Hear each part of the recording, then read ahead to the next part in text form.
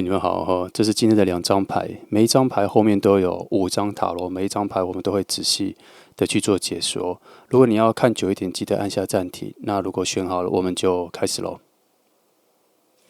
好，那我们从选择第1号牌的第1张好开始讲哈。第1张是教皇牌了。好，教皇牌讲的是说，有的时候哈，命运靠近的方式啊，不是轰轰烈烈的啦，它是安静的、循序渐进的。所以，当教皇牌这张牌出现的时候，它象征着一种有秩序的靠近。它像是在告诉你说，新恋人啊，正走在一条规则明确的道路上了，并不是那种一见钟情的冲动，而是一场由价值观和信念牵引的一种你们的巧遇相遇。这个人呢，或许比你想象中更谨慎，也很相信关系里面要有一些有形啊、有根本啊、有基础、有承诺。有方向感，有类似的价值观，这样子的起步才算是比较真实，比较货真价实的一种开始。所以它不是那种突然会出现在你的私讯里面啊、生活里面啊，然后立刻让你心跳加速的人啦。相反的，它可能出现在一个你习以为常的环境里面，譬如说学习的环境啊、工作的环境啊、你的某些社群里面啊、某些社群的约会啊，饭局之类的，还有一些你已经安排好的例行活动里面，然后他对你的关注是从先尊重你开始，他会观察你的行为，然后你的语气啊、你的价值观啊，各方面是否跟他比较相容。对他而言互相的理解比喜欢之中的那种追求更加的重要，因为教皇的能量啊是属于那种稳定之中产生的那一种坚定的信念，他想靠近你，不是为了弥补自己的孤单，而是想要确认说你是否能与他共同构筑某种精神层面的一种契合啦。如果把这张牌放进新恋人的这个语境里啊，未见的新恋人、陌生人，我觉得它代表的是一种灵魂类型，有点类似教育方式的一种相遇。这怎么说呢？因为这种关系不会一开始就是热烈的，而是让你们在对话里面相处中慢慢的察觉之后，你们彼此可以信任什么，可以互相坦诚什么，是一种创造两个人之间初步先创造两个人之间的一种尊重才开始的。所以或许你将要遇到这个人，或最近要遇到某个人这样。那它会让你重新思考说，什么叫做理想中的爱情应该是什么样子，又或是你正在经历一个内在的准备、身心里的提升然后它会让你成为一个更成熟的自己，然后慢慢的去迎接一个比较不浮躁的一个感情。因为教皇牌的能量的靠近啊，就是让爱变得很有层次、很有意义，然后不是情绪的交换。所以他这一个人的一开始出现是以朋友的方式跟你慢慢的细谈内在的东西啦。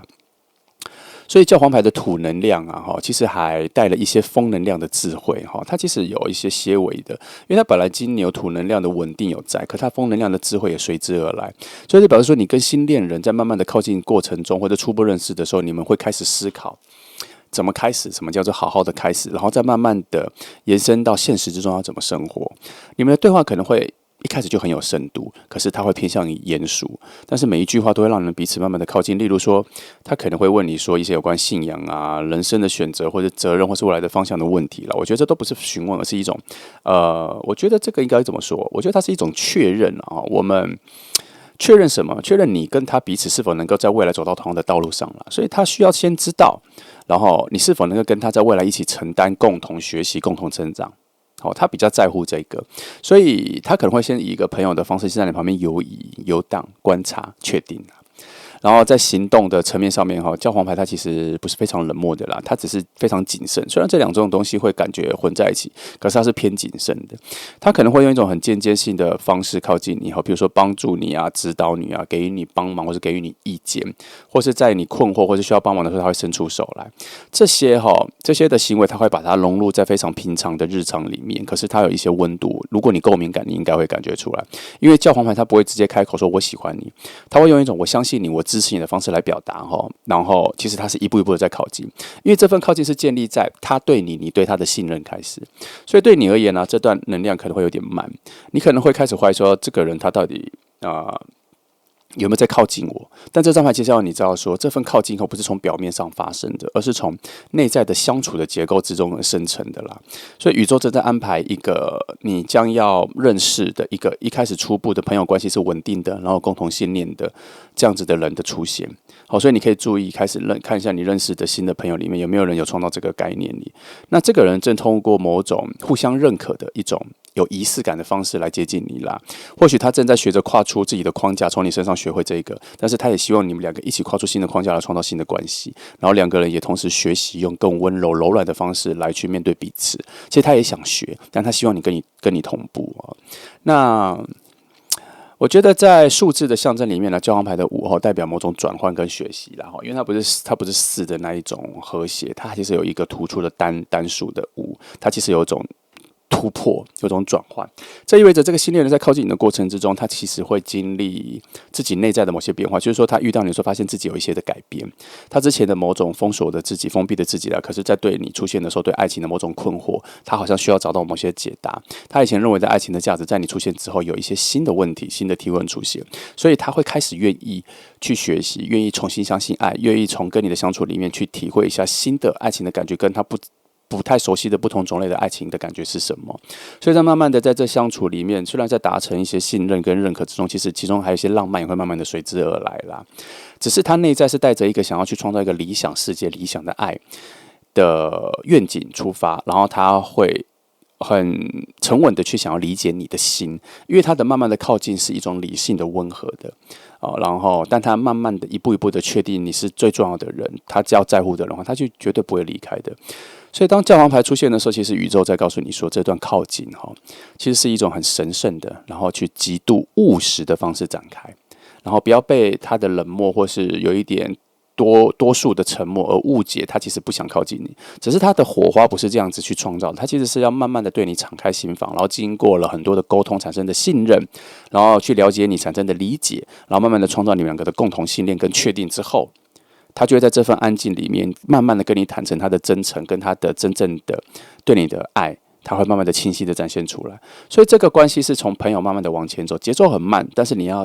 敏感的注意一下，有一个人用这样子的方式跟你成为朋友，他走的速度很慢，可是他可能将来就是你的新恋人。再来，我们看到圣杯皇后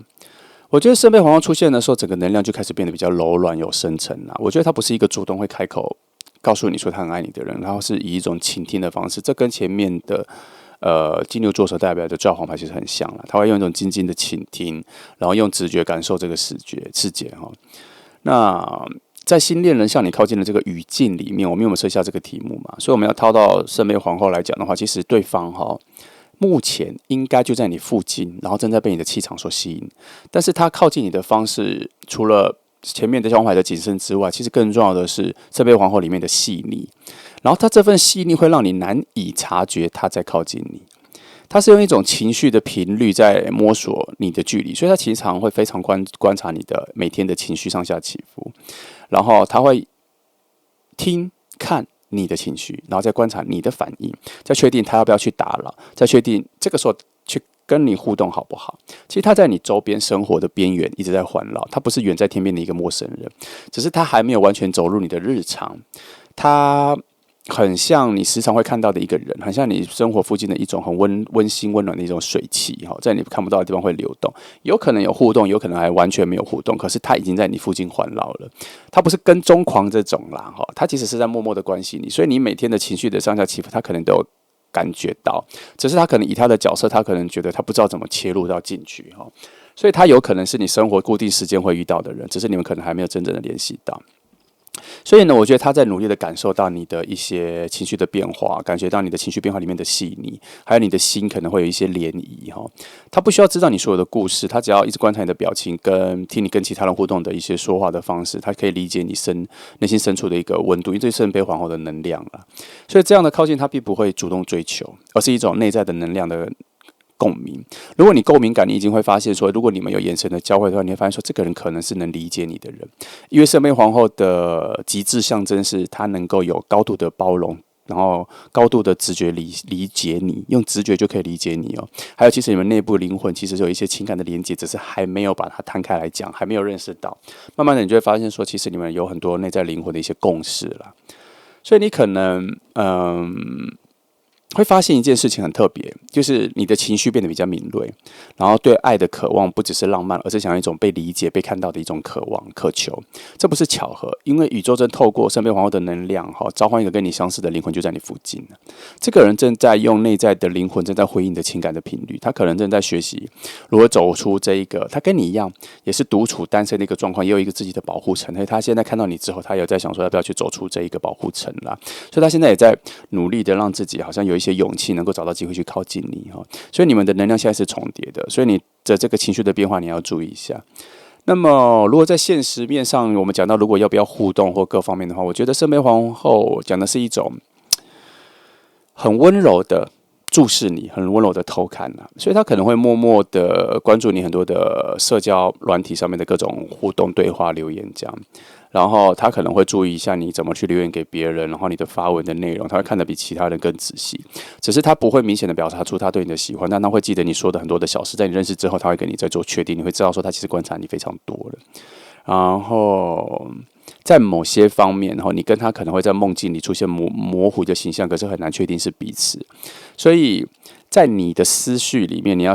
感觉一件事情你会感觉到有一种很奇妙的爱情的感觉，被关怀的感觉，一种情感的暗流一直在偷偷在你生活里面传。你好像到某个地方就觉得说奇怪，为什么有一种好像有恋爱的感觉，进入爱情的感觉，可是我并没有对象啊。主要是因为他其实你跟他的能量有在靠近，有重叠，然后他对于他的意识上面往你这边的注视，那个能量也串流到你的生命空间里面啦。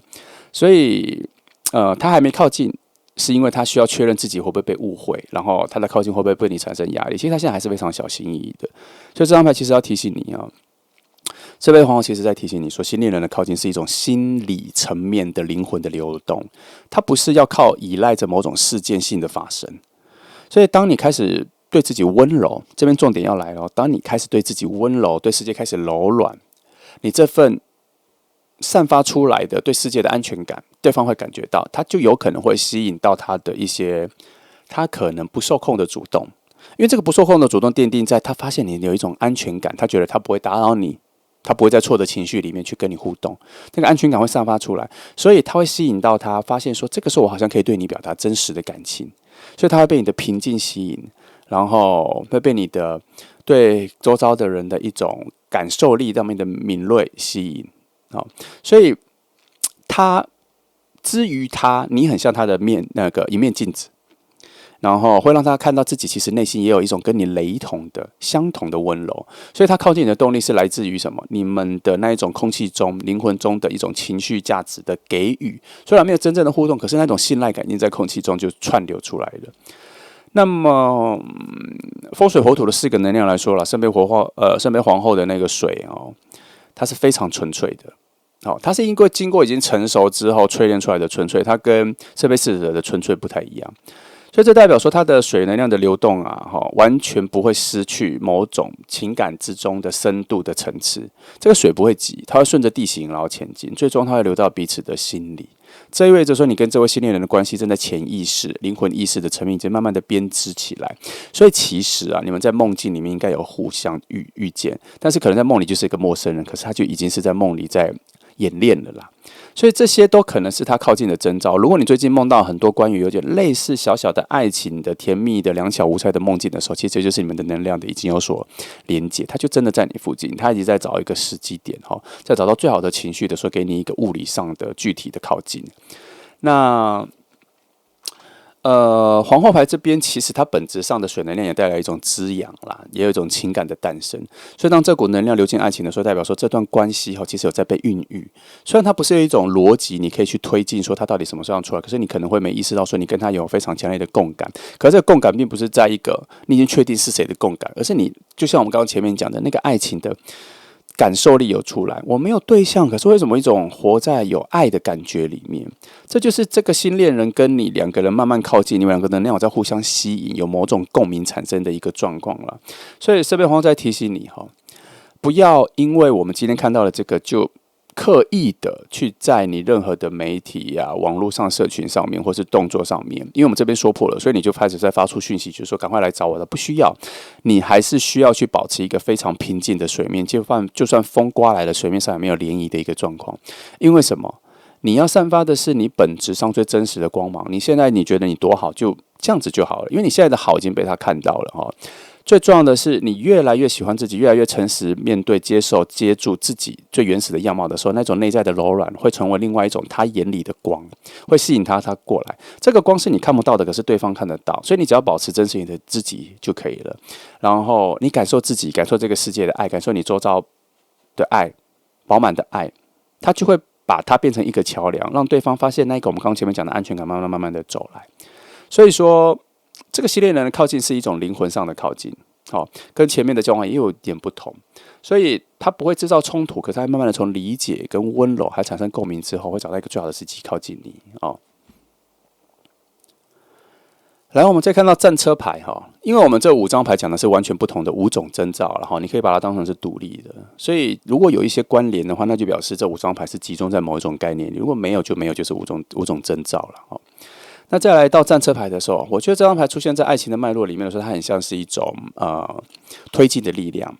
因为它带着某种行动的气场嘛，而且是有明确目标的。所以圣杯皇后如果代表的是感情的流动，那战车牌就代表说这个情绪的驱动是有一种行动的意志，这意味着你的心恋人他已经不只是感受你了，也许到现在这个阶段他已经知道要往你这个方向前进，所以他所有收集到的你的情绪跟资讯，都是为了要让他自己能够有很好的底气，能够鼓起勇气突破这个你们之间的一个陌生人的界限，然后从静态改为动态。战车牌就是要进入动态的状态，因为战车的主题是在掌控，然后对方可能正在学习如何驾驭自己的情绪和一种不确定的感觉。他对你的吸引力是真实的啦，但他也很明白说，一旦决定要靠近的时候，就不能往后退。这张牌通常出现在某个人开始下定决心的一个阶段，他不想再只是成为一个旁观者，他想要知道你会不会回应他的靠近。也许你最近会感受到某种外在的变化，有人会开始频繁出现，有人会对你的说话特别留意，然后或者是原本很冷静的人突然多了很多很冲动的心动这都是战车牌在你附近产生一种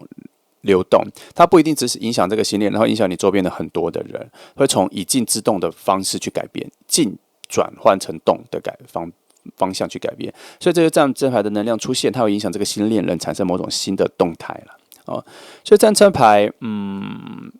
代表是内外在的这种协调，因为它必须要驾驭着这个战车嘛，所以自己内在的稳定跟外在的能量，它会产生一种协调性的平静，所以它是理性跟感性兼具的。所以对你的新恋人来说，他也在这一个感受到你的情绪跟在理性上去控制自己的行动之中，他也在努力的调整自己。然后这边也诉说他被你吸引的不是只是你的外表的，而是你有一种奇妙的内在的气质的力量，可能是你有一些展现出自己的个人的独立啊，你跟别人对话的时候，或是阐述自己的未来方向感的时候，那个目标的感觉很有吸引力。还有你可能他在你旁边已经观察你很多做事情的方式他感觉你的行动力非常吸引人，他可能会在某种概念上会想要追上你，他可能觉得你比他高比他远，节奏比他快，他想要追上你，你会成为他的某种追逐的方向。所以他靠近你是因为在某方面来说，你让他变得更勇敢，然后更坚定。我觉得这不太像是一个爱情的萌芽，它比较像是一个生命能量的牵引啦。如果以动画卡通来讲的话，你可以去看宫崎骏的一个《星之谷》，《星之谷》可能星之谷就是在讲这个动能你好奇的话可以去看，跟这个战车牌所讲的东西很像所以战车牌原本是水能量啦，可是它基本上它有带来火能量的一个行动力。然后水能量是代表他的情感的深度啦，所以这个组合，所以战车牌其实出现的时候都很特别因为它这2个能量它很像是一种内心的拉锯战，因为它也是一种阳跟阴的能量的结合啦，一边想要靠近，一边又怕自己失控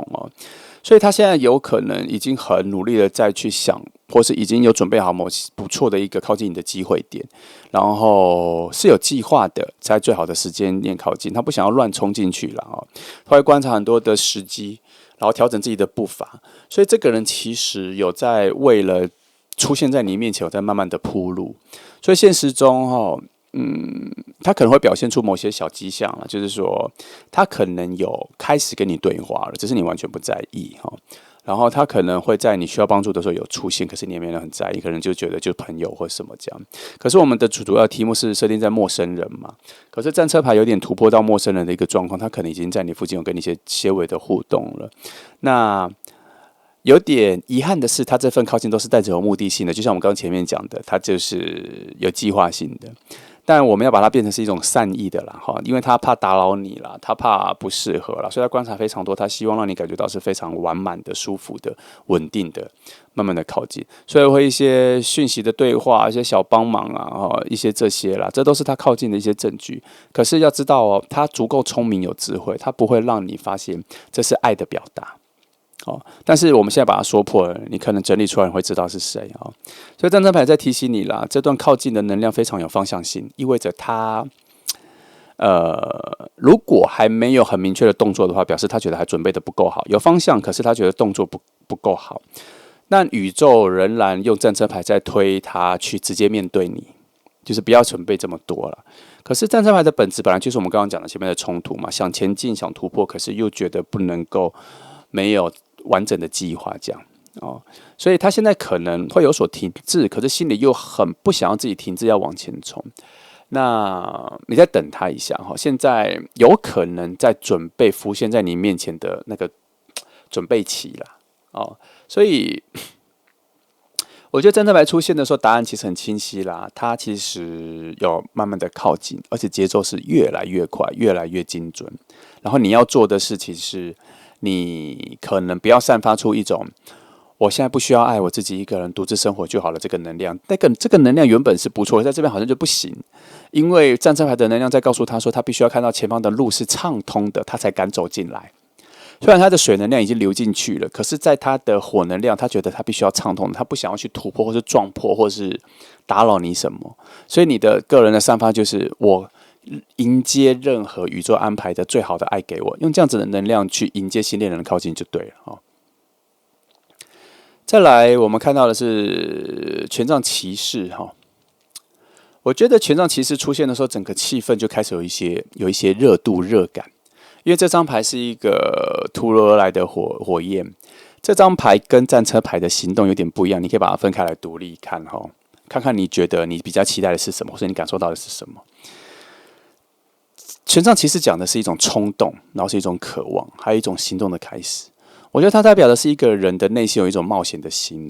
他准备突破距离承诺去尝试那种可能改变的一切。任何可以改变一切的机会，他都想试。所以我们在问说他是否靠近你了，其实这张牌是说他会以一种非常热烈、几乎藏不住的方式靠近。这个跟前面的圣杯皇后和战车牌是完全不同的所以权杖骑士有可能是他的另外一条支线的一种靠近。看你比较喜欢哪一个，看你比较在意哪一个。我觉得权杖骑士代表的是什么？他已经不是像前面那样子慢慢观察，他也不会去计算风险，他是直接靠直觉跟动能，一旦感觉到心动就直接往前。这里跟战车牌完全不同的时候，你可以把它想象中，也许想要靠近的人不止一个你也可以这样想，或是刚这两种方式其中一个比较接近他。但是通常在我的概念里，我会选择可能两种方式有一个比较强因为我们捕捉新恋人，我很少会一次捕捉到2个、3个这样，因为觉得这个整能量太混乱了，所以看你了那我们来从权杖骑士独立的来讲一下，这股能量带着一种很年轻的感觉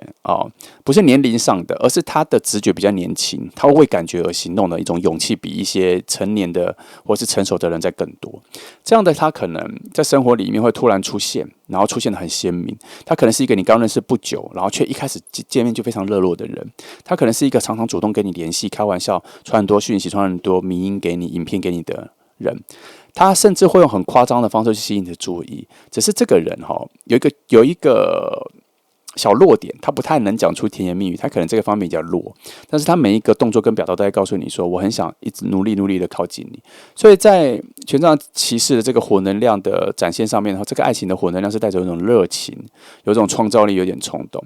它会让一切原本很内敛的人突然变得很外放，也会让一个看起来外在很冷静的人突然做出一些出乎意料的举动。这个就是他可能会对你做出来的。所以这个新恋人可能在经历某种内在的变化，或是你出现之后就产生他内在的变化。他会发现说，他对你的关系或对你的靠近，他不想要只是等待，他需要用大量的行动来去表达跟平衡他内在对你的渴望所以你可能会注意到说，有一个人他刚开始跟你认识的时候，他的语气很直接，内容很直接，讯息很频繁，甚至会有很多的行动约你出去，给你东西，对你示好的方式来让你感觉到他的存在。可是他的目的不是要创造自己的存在感，他的目的是只想要靠近你。所以这些在某个底层的逻辑里面，他除了想靠近你一点之外，他想要慢慢的靠近你更多之外，他其实还有一件事，他想确定是，他如果越靠近，你会不会往后退？他其实也怕，但是他只能再越靠近。如果你往后退，他只能再追逐。这个就是他这里的那个概念啦。然后，因为这边我想一下，他跟之前的牵连我觉得权杖骑士的靠近，它是一个情感上面的一个冒险呐。他可能虽然不知道自己的结果，但愿意冒险。对他而言，你的一种吸引和一种让他觉得很有挑战呐，很有灵魂火花的存在，对他来讲是非常在意的啦。你一出现的时候就产生这些部分，所以他不太会觉得说你的背景各方面跟他有什么不同，他只觉得靠近是他现在唯一想要做的事情。因为他在开始认识你的时候，他就发现你很多的特质点燃了他内在的某种自信，然后无论你的个性是若即若离的很冷静有点把他推开，各方面他都没有很在乎，他只是想要证明自己，他对于这份感觉的执着，也不能说执着，他已经抓到这感觉，他想要打破你们之间的距离。所以这张牌会代表说他的各种行动比较物理的、身体语言的靠近，眼神的交流、互动的玩笑或者强烈的你的气场牵引，他都可以顺着这些走。他的唯一目的就是先靠近你再说。然后权杖骑士也代表说，任何的行动未必是一种在稳定的状态里面才行动的啦，跟前面真的不一样他的能量强，然后节奏很快。我觉得他会带着一种很强的热情靠近你如果你突然退一步了，然后他会想说他是不是太快？可是他不会冷漠下来，不会冷淡下来。他的那个火焰能量反而只是让他喘息一下，他还会再靠近。然后他要确定说，他对你不是一种只是突如其来一种兴奋，而是内在有真正的连接。可是他等不了，他就是很着急他希望在这份关系里面能够越来越靠近，能够确定很多事情。然后节奏还蛮快的，不知道你能不能接住了如果他是这样子的话，那我觉得因为权杖其实本来就是一个前进的能量，代表说他一开始看到你的时候，他就已经知道说他要进入到你的世界里面了，他不会观望，他是直接跳进去里面来去迎接一个可能就是爱丽丝梦游仙境这样。冒险心进来，他不会先去预设里面可能要遇到什么，他跳进去之后他就知道了，他知道他在其中他可以学习，而且他这份学习的热情在他跳进去之前就已经有了。所以宇宙在这边其实在提醒你一件事情这一个是充满生命力的人靠近他会让你重新感觉到原来一个人的生命力可以满到这个程度，而他这个人进来可能他有一种贵人的暗示，在暗示你的生命力去哪了。有一个人可以为了遇到你的生命力可以发光到这个程度，而你自己的呢？其实这个人出现也有这个意义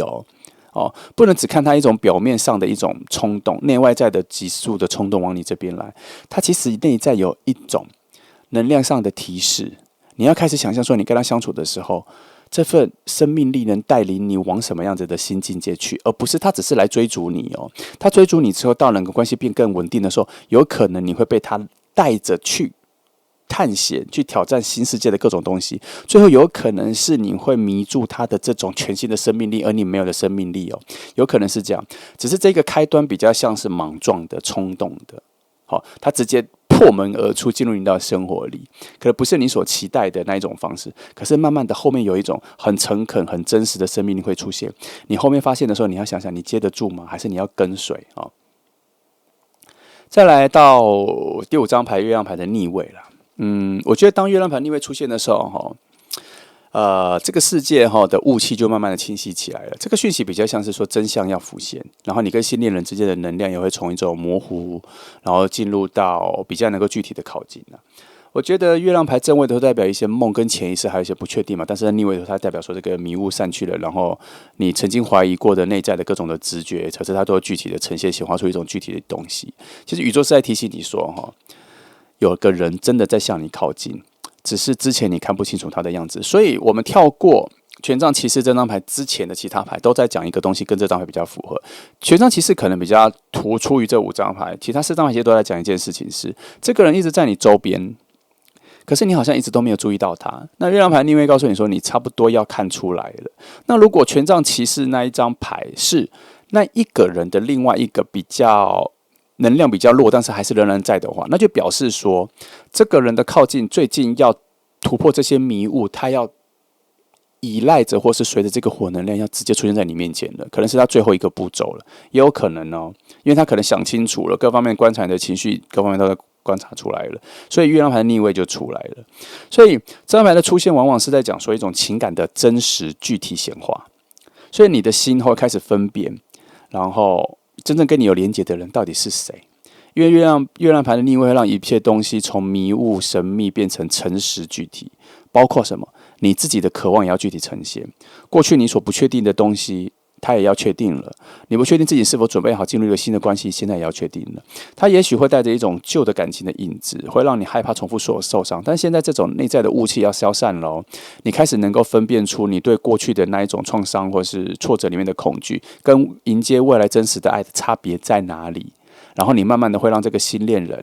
更容易发现你为他打开的门在哪里，他要走进来了。所以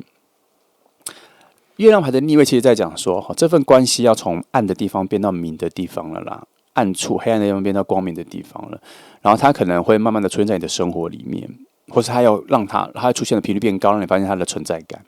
然后只是你还没有看出来，他已经在你附近的环绕。所以你在生活上可能对他有忽冷忽热的感觉，可是他不太在意，他只知道的是他要在你附近环绕。可是最近月亮牌的逆位出现了，这个模糊的感觉会从你内在的不明朗变成清晰，你慢慢会发现说，原来是这个人。尤其今天这5张牌讲的时候，你会发现他有一些东西被讲破了。你对于周遭的人出现的人的顺序，谁对你的感觉、对你的表达，你会开始变得敏感。所以慢慢的，他会开始试着找话题。让你感受到说，有一个人已经要跨过某种界限，要直挺挺的站在你面前。所以在情绪的层面来说的话，月亮牌的逆位带着一种很真诚的勇气，所以对方可能已经要突破了那一个挣扎，要不要告诉你，或是站在你面前、浮现在你面前的那个不安感，已经慢慢的要突破了。而且，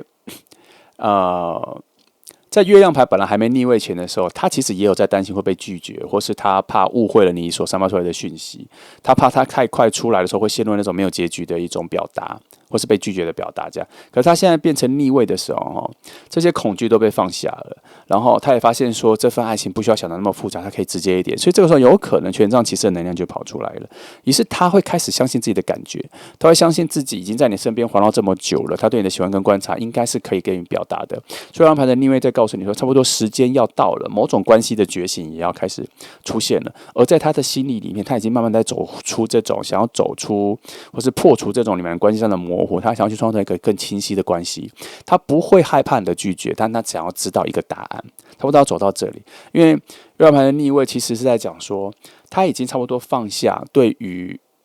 出现在你面前，让你知道他喜欢你的这个结果好坏的焦虑。他只是想知道说，他对你的这份喜欢需要走进一个新的空间，所以他必须要去创造一个新的节点。所以他可能不一定会去跟你告白，他可能会有更明确的表达，会让你明白知道说，我们今天讲的这5张牌讲的是他。所以我觉得月亮牌的逆位落在这个新恋人是否靠近这个题目上，其实是的，而且现在正在从他心里的各种迷雾和你们关系里面的迷雾走出来，只是他还没有完全走到你面前可是方向已经确定了，前面还有战车牌，不要忘记了他会去在内在清理跟清晰处理所有的迷雾之后，就立刻会站在你面前。所以你在他准备好的时候，你会感受到有一个人对你的好跟表达已经非常明确，是要往爱情的方向走去了。好，那这就是今天的5张牌今天这5张牌，其实我觉得除了权杖骑士这个是比较激进一点的之外，我觉得其他4张牌都有讲到一个核心是，他已经在你附近了。无论是一个完全的陌生人，各方面的话，你所有的表达举动，他都在他观察之中。他不是一种跟踪狂的态度啦，他是想要确定很多，他才要走进你。所以记得保持好现在你原本的自己，在看牌之前的，看这5张牌之前的自己，你就保持下来就好，因为你的好他已经看到了。乐观的期待吧。那谢谢你来听到，祝福你。来，我们来看到第2张牌。第2张牌的抽到的第1张是圣杯2了今天的题目是新恋人向我靠近了吗？我们要讲的是它的距离啦。然后5张牌都是你要把它当成是独立的征兆跟讯号如果它有重叠性，那就表示那一个讯号是增强的。我可能会我发现的时候我会把它特别讲出来啦。好，所以我们先看圣杯二哈。圣杯二出现的时候呢，其实整个想象的画面跟新恋人靠近的，如果我们把它用图像思考的画面的来说的话，它其实是变得比较柔和的，颜色变得比较柔和，中色调的哈，中间调的。然后，可是它更趋近于我们事件看到的那个真实，这是我直觉所呈现出来的画面。因为这张牌在塔罗牌中是一种最直接的象征两颗心开始连接的一个能量。我觉得它不是一个幻想。也不是一个单方面的投射哈，我觉得它是一个双向的流动。它在告诉你说，宇宙已经让你跟某个灵魂的频率相近的人产生某种共鸣，已经有共鸣了，表示你们的生活各方面已经有一种边际边的一个重叠。我时常讲说，两个人能量就当作是两个圈嘛，那这两个圈的时候会有一些边边的重叠或摩擦，那个时候你的生活会有一些特别的改变，或一些特别的感觉会出现，那就要看每一个人的直觉敏感度到什么样深层的程度。其实你只要安静下来，你会感觉到你的生活的氛围都会有一些改变了。所以这边呢，圣杯二在讲说，这个人不一定已经在你面前了，但是他正被你的能量所吸引。为什么会被吸引？他所吸引的是改变了他现在所有的选择，他的兴趣，他喜欢去哪里，他喜欢吃的食物，他的方向，他最近比较喜欢往东边去逛哪个市集，或是固定在哪个咖啡厅，这些都是被你的能量所吸引的。所以这份靠近呢是慢慢的，它不是偶然的，它是一个灵魂层面的，已经有一种校准对齐，所以不知不觉的就往彼此的方向走去，这个就会产生什么？往彼此的方向不知不觉走去的时候，所以你们会偶遇巧遇的机会点、时间点就会变多。看似偶然，其实是之前就已经有校准整理了，能量就已经整理了。所以圣杯二的核心呢，是一种情感的交换了。这代表说，对方不只是感受到你哈，其实也正在回应你的存在。可能他并不知道你是谁，但他的生活已经改变了非常多，出现一些会让他心里有波动的片刻，譬如说看一些爱情电影、爱情影集啊，或是对路人情侣的感觉会特别有感，对路上的情侣的一些互动、牵手各方面会特别有感，而他的生活里面有嗅到某一种气味，就是爱情的氛围，所以他心里就会告诉自己说，其实我也想要一份爱情，所以他的眼光、眼神跟敏感度就会特别的着重在寻找爱情，所以在他心里有一种爱情的门已经敲开了啦。其实这个是你们灵魂彼此在感应的时候，有一些互相的召唤跟呼喊啊，可能在不同的象限里面，你们灵魂曾经有所约定啊，然后这一次要再相见这样子，所以现实世界呢会有很多的事情做改变。比如说，你会发现说某一种新的缘分开始显现哈，你会开始怎样认识新的人、新的朋友圈，还有一些你没有受到过的邀请、展览各方面。譬如说，你本来不爱看展览，可是最近你的朋友都邀请，都会问你说要不要一起去看展览。这个就是一个新的边际线已经被打开，门被打开。还有你去参加一些活动的时候，就你朋友突然带一些别的朋友来，或是跟你的朋友出去的时候，会先遇到一些他自己的朋友，你没见过的朋友，这些都不是巧合，而是你们的那个路线校准越来越靠近了。所以圣杯二带来的一种平等的关系啊。他不是在讲说新恋人来要互相拯救你或拯救他，不是这种互相拯救，也不是依附的对象，而是说这个人他会带成跟你一种平等对齐相同的能量，要跟你一起往未来走去的啦。因为圣杯二本来就是一个对齐的感觉所以他会在你身上看见他所需要的某种真实，你也会。所以你们两个一开始相处的时候，其实都不需要伪装情感，你们都会很自然的就展现自己。你吸引他，他吸引你，不是因为你们彼此谁完美，而是因为你们当下一开始的时候就展现一些很棒的诚实、坦诚、自在的自己。所以当你很自由的展现自己的情绪、你的体贴，或是你把你内心的矛盾跟不安都展现出来，无论是认识刚认识的人，或是刚接触的人都 OK， 你就把这个真实展现出来的时候，其实对他来说或是对你来说，你们两个都同时展现这个的时候，这个东西才是最迷人的，在你们灵魂上面是最迷人的东西。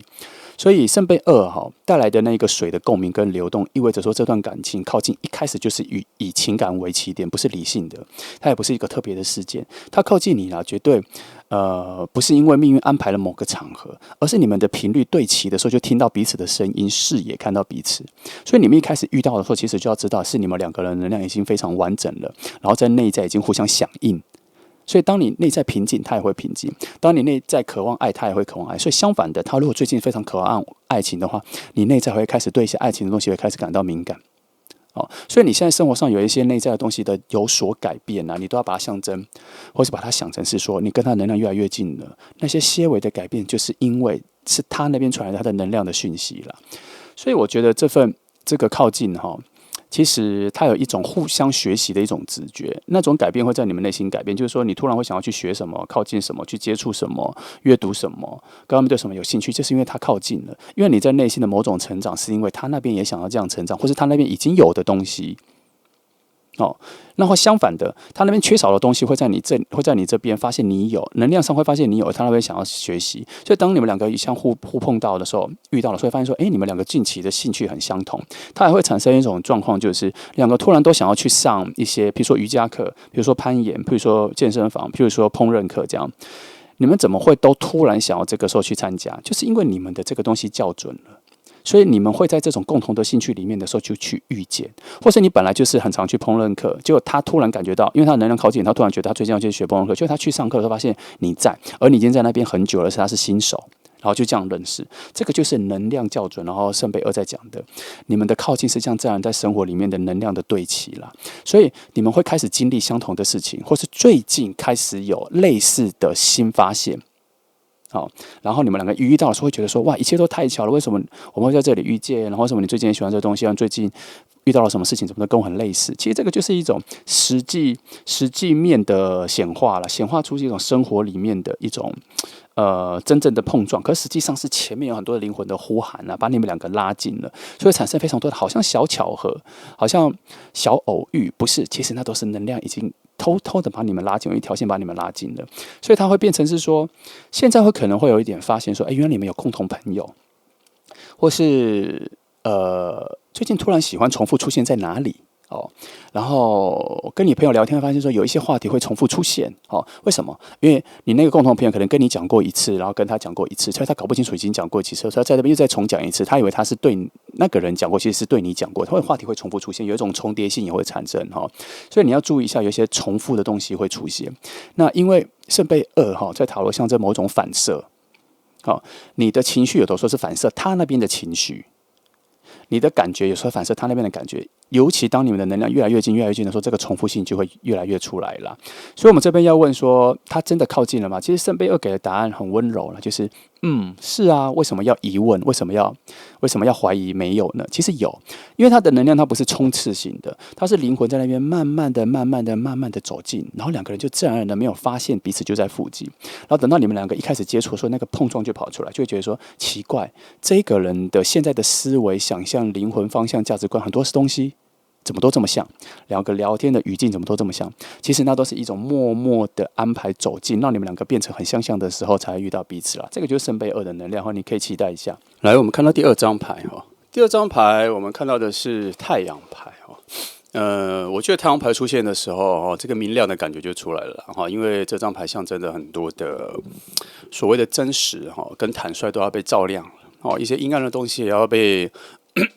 明朗的被照亮出来了，所以这里在告诉你说，新的恋情可能以一种很开放跟积极的能量在靠近你哦。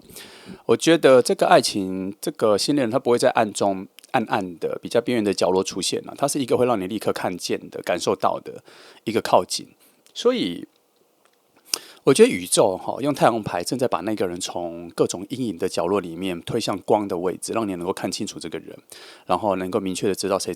正在走向你了。因为这个人身上带着那个太阳的特质有乐观、有直接啦，还有什么？我想一下，还有真诚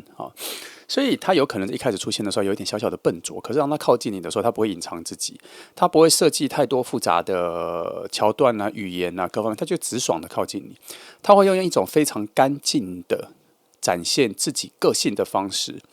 来去让你知道说他喜欢你，所以你可能会从他很多很清晰明亮的眼神啊、轻松的、简单的、自在的笑容、笑声里面感受到这个能量了。你会发现他出现的时候，整个人的气场气息各方面都会变得比较暖，很像太阳的靠近他不需要被猜测啊，然后会感觉很舒服然后这个东西都出来的时候，就可以证明说就是这一个人。所以对方之所以被你吸引是因为你让他感觉到生命的某些希望可能是你的观点或是就灵魂的召唤。他一看到你就感觉到你是他生命的希望，都有很多的原因不一定是逻辑上的啦。所以太阳牌的出现代表说，这两个灵魂都已经准备好迎向他所给予的一个光芒了。所以这个人可能会经历一个，可能之前有经历过一个自己的重整期，然后从一些情绪、情感的低谷有走出来了。然后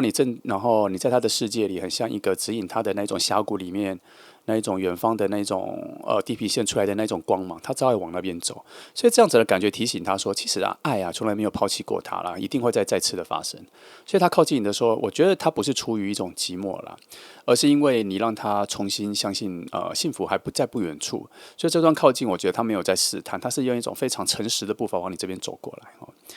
那太阳牌的火能量啊，比起其他的火能量，它有更加的高浓度的高质感的创造力。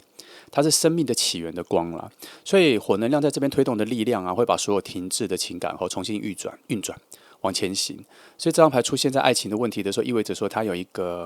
本身就自带一种极高的能量向你这边靠近。所以它的出现会带来很多的改变，你可能会笑得更多、更开心，听到更多幽默的东西，你对世界的关怀、接受度也变得比较宽广。更重要的是，这个光芒会照亮很多未来的路，所以你会愿意去参加或挑战更多新的事物了。好，所以如果这个人出现的时候，你发现你有这些改变的话，那就在慢慢的确定就是这一个人，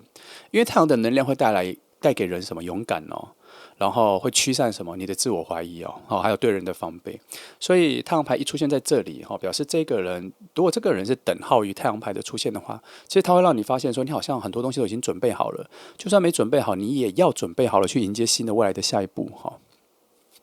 那么这张牌的另一面也在讲说有很多的透明的感觉啦，因为太阳牌不藏秘密嘛，它代表很多用正能量去正面面对所有的关系、所有的未来、所有的下一步。所以你跟这个人之间的靠近呢，其实是完全健康的，是互相能够鼓励的、激励的。然后他很容易就会往你的真实的那一面去欣赏，然后会非常高度的尊重你所有的界限、你所有的规矩。所以同样的光芒也照在他身上，他也希望你看见他有自己的真实，还有他的原则各方面，他也希望被尊重、被欣赏。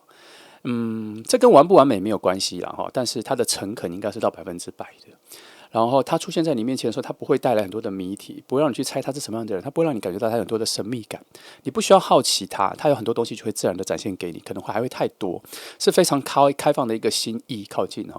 所以当他靠近的时候，你不需要怀疑他为什么要靠近，这些动机都不需要。你所有已经看到的眼见为凭，就是他所有给你的，他没有藏在底下的东西了。所以在灵魂的层面来看，我觉得太阳代表说他的真我、真正的自己一定会展现出来，意味着这一个新恋人靠近的时候，你甚至会被他的真实引导去看见自己的真实，因为这段关系不需要扮演，也不需要小心翼翼的去隐藏缺点，相反的，它会让你有勇气去笑啊，去展现自己的脆弱，去哭啊，去展现你所有的一切啦。因为他会用一种非常绝对正向的眼光去看待你，这是一种很奇妙的治疗你有时候会觉得说，他的这一面就只有正能量嘛？当然也有暗能量的部分啦。可是因为正能量太亮了所以很多你的所有的防备各方面都会被它影响，变得比较开放。然后在这个开放的底下的基础是一种信任。所以在现实生活中，太阳牌出现在这种真诚相遇的时刻的时候，它有可能会出现在一种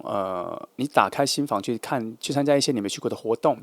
或是去参加一些突然邀请的一个旅途，然后会自然的跟很多陌生人做一些交流的活动。在这些你的内心非常明朗的去接触这整个世界的时候，这就是很容易遇到他的时刻了因为太阳的牌的能量本来就会在你未来的生活和他的本质上面，在你的日常生活里面偷偷的跑进来，然后照亮了很多东西所以你跟他的能量如果开始有连结的话，你这种莫名的开朗、开放、好心情就会非常的澎湃。非常的满足在你内在。如果你最近有这种感觉的话，其实也差不多要接近他了所以我们这边其实在讲说他的靠近其实我觉得不会是一种很短暂的互动而是确实是他一出现的时候，就是你跟他的芯片上是直接开始了。他不是那一种晃过掠过也就是轻轻闪过，他没有这个，他这个一出现的时候就有非常强烈的要你们两个都开始相信爱的力量会进入一个全新的篇章，然后两个还会去创造出一些新的属于你们自己的故事线，很奇妙的然后你们会突然发现说，命运好像真的把你们两个拉到一个交汇点，因为好像两人世界的感觉还越来越重所以我们在问说太阳牌说这是真正的在靠近你吗？他这个人真的在靠近吗？其实太阳牌说是的，而且可能比起其他的牌来说，他这份靠近的能量几乎是最强大的，因为完全没有隐藏，也没有闪躲，就直挺挺的就站在你面前，而且你还会感觉到很多未来性，还能感觉到一些当下的温暖很奇怪的是，这种是互相给予的，两个人好像共享一个太阳的照耀，这个就是它出现的时候带来的能量。如果你有感觉到这个的话，那没错，就是你眼前的这一个人了。那我们再到命运之轮我觉得命运之轮一般来说，命运之轮出现的时候，就表示有一些关键时刻的能量正在转动因为它代表着宇宙正在排列那个路径，要你们走的那个路径，让你跟这个注定要出现的人更靠近。所以这个不是巧合，这是一个节点。命运之轮在这边出现的时候，表示有个节点，表示要推到新的轨道了。所以当这张牌出现的时候，答案很明显新恋人其实现在正在被他的那边的故事线推动着要往你这边靠近。他可能也没有预期因为一切都不是他在控制，是命运之轮在控制的。因为命运之轮的出现意味着很多的东西叫做时间到了，也许你已经等待很久了，甚至怀疑过爱情是否会再次出现。但这张牌其实是在宇宙的一个回复啦，一切都在运作，然后只是你没有看到对方的靠近，你感觉不到了。我们的能量没有这么强到可以感觉到，我们只会觉得一切都很顺，好像爱情的感觉最近都跑回来，我们只能感觉到这些。那命运之轮会带来一种出乎意料的方式啦，也就是说，他有可能会突然出现在你附近，突然出现在你面前，突然在某个聚会或是跟朋友，即便在跟朋友在路边逛街的时候，他有可能会因为他跟你的朋友跟他是就是旧识然后在路边遇到的时候，他们两个就有对上眼。他也有可能会出现在这一种很奇妙的类似重逢的偶然的状况，它会出现在你眼前，就是因为命运之轮所安排的东西你感觉不到，因为他在别的路径上去安排你们两个的相遇，所以你会明白，在你们相遇那一刻的时候，你会有一个很深的明白，就是这份巧遇其实早就在各种的故事线里面安排到这里。还好我今天有出门，还好我今天有跟这个朋友出来，你会心里会有一种这种还好我有去的感觉然后在能量上，命运之轮本来就有风火能量的一个循环的改变风会带来很多的改变变化火会带来很多的推进，也代表说你跟他之间的靠近，其实现在不是静态的，现在是有一种后半段的加速的流动，所以他可能。因为已经到后半段这个转换，我觉得你们两个彼此可能都有人有所谓的搬家换工作或是离开家里或者新的恋情，旧的恋情已经结束了好几个月这样子，有一种从旧的模式里面抽离，然后改变新方向的感觉，和命运之轮带来这个。那你们两个没有选择，没有再选择去遇见彼此，你们都是自然在生活里面走动。其实你们这里是生活上的所有的一些事情的发生转弯小细节，其实都是宇宙在慢慢把你们两个有点像火车的轨道了它在换轨道，那个摆正摆在你们两个在同一个路径上。因为命运之轮出现说，好像时机很重要，好像你们近期该见面了，不要再等了，该见面了。所以如果你后来认识他的时候，会发现说，其实你们两个有常常之前的错过，比如说。你们聊到说之前谁的朋友的聚会，然后两个都有去，可是两个却没认识到，可能有人有先来后到，有可能，然后也有可能两个人之前都有去看某场电影，可是他是上一场是下一场，这个时候你们后来再确定的时候，才会发现说，其实你们有很多的错过。那其实也是命运之轮在介入，主要是因为你们两个其实现在已经靠很近了，然后命运之轮的介入是因为他觉得时机还没有到，最好的时机还没有到，可能你们的能量心思上面都还没有准备好，他觉得靠近已经很近了，但是还没有要在同一个时间线上所以像这样子的能量的交汇也没有所谓的早一步或晚一步，因为命运之轮它只要求的是最好的那个时间点，然后那个最好的时间点要有一种刚刚好、非常准确的那一个瞬间，命运之轮在要求这个。所以在现实的层面呢，命运之轮也讲了某种剧本的安排，有可能剧本的转换不是剧本安排，剧本的一个大转换，就是说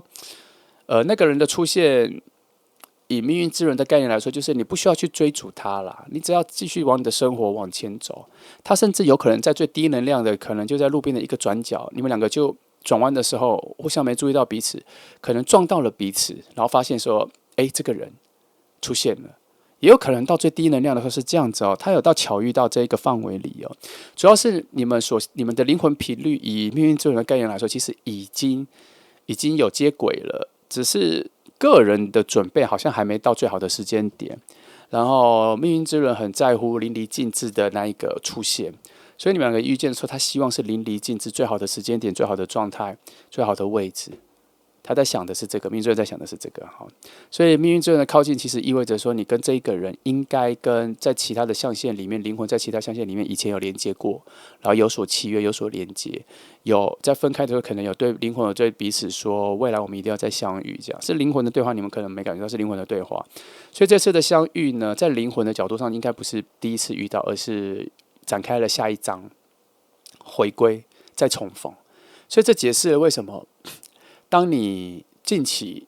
特别想要有一份爱情的时候，心里总有一种好快要发生、快要发生的感觉，因为那个灵魂有感觉到熟悉的东西就在附近哈，然后而且那个熟悉的感觉里面又带来一种好像有一些未完成的故事在这里必须要结束的一种状态。那我觉得命运之轮也有在讲说，当你们一开始遇到的时候，确实会有很多的巧合让你们在这边遇到，就像我刚前面讲的，还好我今天有来。我本来要去哪里，然后可是朋友带我来，那我就来了。有这种巧合会出现哦，然后甚至在更细微的说，在网络上你们可能会对同一篇文章留言，然后你们后来才会确定说两个都有去留言，因为你们现在还不太认识出彼此的名字或什么的，可是未来说会发现说，你们两个在之前的生活里面一直有重复做同样的事情。然后你们会渐渐的确定到说，其实你们两个之前就已经都在同一个位置，只是时间还没有到让你们认识了。所以命运之轮也在提醒说，不要试图的去预测或是去推动这个爱情要怎么发展，或者去找它，因为最好的时间点只有命运之轮知道，你就好好的把你自己的这个路径走好就好了。那确实以今天的题目来说，它确实在靠近你，可是这份靠近的能量必须要依赖着命运之轮所安排的路径记得不要去追，记得不要自己特别去觉得是谁。命运之轮会在它出现的那一刻，让你强烈的知道说就是他，跟你不需要任何准备，你会很明显的知道就是这一个人来，我们看到第4章第4章是权杖6了其实权杖6出现的时候，整个空气都会有一个很奇怪的明亮的期待感因为这张牌象征的某种胜利然后前进肯定所以在爱情的问题里面呢，它的讯息会比较像是新恋人正在靠近你的时候，然后他已经意识到说你是值得他追求的人因为他这个权杖6的那一个胜利与肯定的能量有出现了，有点类似战车牌啦可是他们的目的性不同，因为权杖6的它有一种想象中的那一种回归满载而归还有一种衣锦还乡类似这种感觉，他已经在他意识上面他已经有一种获得的。已经有一种获得的感觉，已经在他内在意识里面已经存在，所以他知道他这个下一步是可以的。所以这不是一段模糊的吸引了，而是一场很明朗的一个追寻了。所以他看到你的时候，他会发现你身上有一些与众不同的光芒然后他正在靠近，然后带着一种我想赢得这段连接的那个决心。因为权杖6的能量充满了一种火的动力嘛，它是一种自信的推动。他可能原本只是在默默的观察，然后他最近有了一些明确的行动的意图。他正在计划一些胜利的一个登场或许用一些讯息展开一些话题，也许也会制造一些见面的机会啦。他想被你看见，也想让你知道。那他对这份关系是很认真的，所以当这张牌出现的时候，有时候其实在告诉你说，你已经进入了他心里的某一个聚焦的焦点了。所以在象征的层面里面权杖6描绘了一个歧视众人的目光，凯旋而归这个状态嘛其实这意味着说，对方曾经犹豫观望，但他现在已经克服了心里的一个阻力，他愿意冒险，愿意去尝试，他不再只是想象与你的靠近，而是会在现实中创造一个真正的靠近，具体的靠近。你可能会发现他最近变得比较积极，这个人他出现之后，或者他本来就是你的朋友，或者你本来就已经认识他，可是他最近可能变得比较积极，然后个性变得比较外向，然后或是会在某一些你平常时常去的场合各方面会巧妙的现身。其实他的靠近不是偶然的，而是他有意识的在主动跟你拉近距离了。那么权杖6其实也代表一种互相的肯定所以你在他的心里不是被动的存在，而是让他想要变成更好的人了。所以他靠近你不是因为被吸引，而是你一定有做了某些方面的事情激励了他，他想追寻你所以权杖6的靠近带着一种因为你的存在而我更加的有自信的感觉，所以他不想要失去了你这个内心的方向，他也想在你身上证明说这段感情是他配得上的所以这个动力非常强大了，因为他同时推动了自己的成长，也推动了这段关系的前进跟新的故事线的发展。那权杖六的那一个火能量啊，已经不再是那一种没有方向的，不知道是什么地方的风把它吹向无方向的一种燃烧，而是非常有目标的，而且有自己的节奏感哈，象征着你们的能量啊正在同步的往前行。你或许正在专注的自我的成长，或是重新打理自己的生活，是他正在被这种向上的气场跟着你这个气场往前进，然后被你吸引，不知不觉的就慢慢的跟你靠近。还有你的出现在他的生命里面呢，其实散发着某种很强大的一个自信啊，跟稳定的感觉，他就会感受到说，这是一份对于他自己未来的某种安全感，很奇妙，结果出现在你身上，他只要追寻你啊，那份安全感就会一直油然而生，不断的建立起来。所以在生活现实面上啊，如果权杖六出现在靠近的这个题目的话，它是会非常明显的，它不会隐藏很久，也不会让你猜他的心意。它出现的时候，它就非常直接的让你知道说他对你很支持啊，他对你很关注啊，然后他时常会在朋友面前提到你，说这都会。然后你发的很多讯息什么，他都会转发的很多内容，他会转发。然后或是在你面前流露出非常明确的赞赏，它绝对不是表面功夫的这是一种宣告，告诉你说，其实我准备好了，我要靠近你了，我要让你知道我对你的在意，因为六这个数字本来就有一些平衡跟成长的数字啦，他希望你得到很多的赞赏，是他认可了你的，他要告诉你说，你的努力各种的结果我都看在眼里，我都喜欢希望你保持下去。所以在爱情里面呢，这也代表说，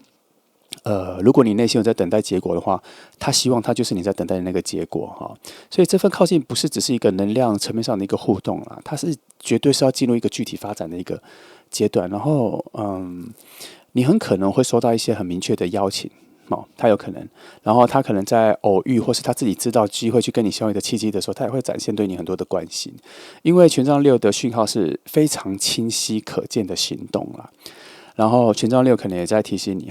你自己本身呢也不要害怕被看见因为这段靠近会让你走出自己的低调，然后让你被一个在他所带来的一个全新的生命力的光芒所照耀。所以也许你在你的生活里面很低调的，在自己的小生活里面等待爱，但现在他希望说你慢慢的要去接受别人的赞美跟关注